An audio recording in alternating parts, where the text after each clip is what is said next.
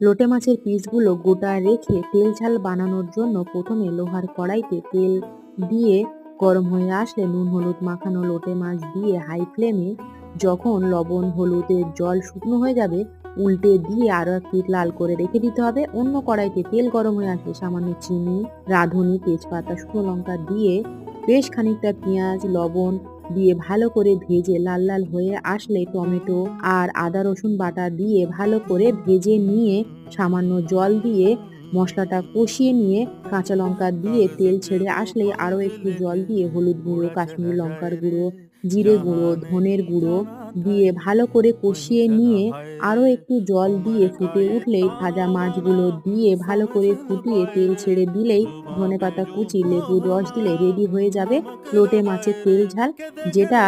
আজকের দুপুরের লাঞ্চে ছিল আর খেতে হয়েছিল অসাধারণ।